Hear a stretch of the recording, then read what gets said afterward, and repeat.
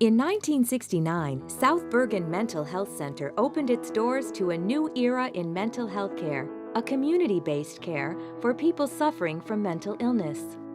Over the past 40 years, the agency, now known as CBH Care, has expanded its services, offering help and hope to all ages, from children to adults to seniors.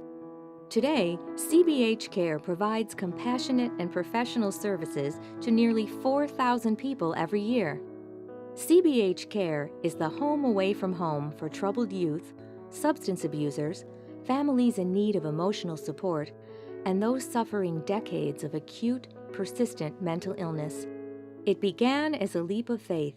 CBH Care has kind of a unique history. We began as a response from a local priest, his name was Father Hajduk, who started to notice that he was getting more and more parishioners coming to him, talking about somebody that was starting to get involved with glue sniffing at that time and starting to basically experiment with drugs. And he saw this as a trend. And this was like in the late 60s. And what he did is he went to the Junior Women's Club of Lyndhurst and he said to them, maybe you could take this on as a service project. Eileen Becker, who was the first president of the board, was a member of the group at that time. We opened our doors in a storefront on Valley Brook Avenue in September of '69. And we had hired Dr. Bud Feeder. And we told him at the time we had $1.98 in our checking account. But we said not to worry because we were going to get more money. Yeah, well, in 1969, I was building a private practice and needed a part-time job. So I met with the Junior Women's Club to give them some suggestions, advice, input regarding this mental health clinic that they wanted to start. And after we finished, I said, I hope this was useful, but to me, you're not going to make it unless you have a mental health person involved and who knows some of the ropes. So that was my fatal mistake. And they asked me if I would be that person. A remarkable group of women that were from the Junior Women's Club approached me and other community leaders and asked their assistance in trying to work on their project to establish a mental health center in Lyndhurst. And I will tell you that the town fathers thought they were crazy, that it was just too big a project and would never get off the ground, but they were persistent. When I came to CBH Care, there was this group of enthusiastic board members that had a vision, and we were caught up in the enthusiasm of the board. The word no didn't exist in the vocabulary at that time. The project started with a hope and a dream, and it just grew from there. As they grew, so did the programs, and more people were able to find the safe, compassionate care they so badly needed. There are two main centers, one in Lyndhurst, which is our headquarters, and another multi-purpose facility in Hackensack on Main Street, where we run adult and adolescent partial care programs and provide outpatient counseling. I think the most surprising thing about CBH Care when you talk to people is they don't know the complexity of what CBH Care does. Right down to the fact that we have 200 clients that we care for on a daily basis, 7 days a week, 24 hours a day, bigger than most hospitals. We do a whole range of things that are surprising, even to me, and that anybody that's got an emotional or mental or psychological problem, we have some program that can address that issue. We operate group homes throughout Bergen, Morris, and Hudson counties for adults and adolescents recently discharged from state psychiatric facilities. CBH Care serves the community with a staff of little more than 300 full and part-time employees. Good afternoon, CBH Care. We provide exceptional care with creative and responsive treatment strategies with a people whose dedication and longevity is unrivaled in the field. Every day, the consumers are shown compassion, love, and support by the staff of CBH Care. Geriatric program is basically the only one of its kind, I would say, in all of Bergen County.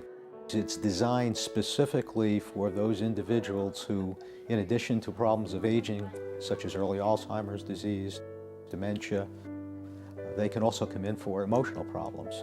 We developed this program because of the need that it exists in the area. The consumers that come into our program participate in a lot of different kinds of activities. A jolly good fellow, well, he's a jolly good fellow. From individual therapy to group therapy. All right, we're going to read from the Star Ledger today, and in the headlines is our governor, Mr. Christie. To recreational kinds of activities. How about fishing? Going fishing.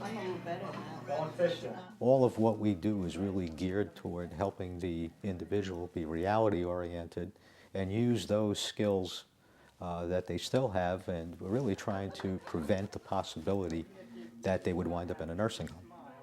We have a nurse RN who is the director of the program. Her name is Gail Glockler. Hello, it's Gail. She basically handles all the medical issues for the consumers that come into our program. She checks their dietary issues. She checks the fact that they're following medication regimes. She also acts as a liaison to the family physicians to make sure that we're all working together and not working in separate directions. We hear from the people here is they enjoy the program. It fills up their day, it gives them a purpose. They like the fact that they can socialize. They develop friendships. They like the staff. So it's a highly positive program all the way around for the staff as well as the consumers. It's a win-win situation for everybody. 10 to 15 years into our existence, we began to undertake a project where we established some group residences. And those group residences turned to be pluses to the community. Our clients wind up being neighbors to the people on the block, so that people have come to accept our group homes as part of their community.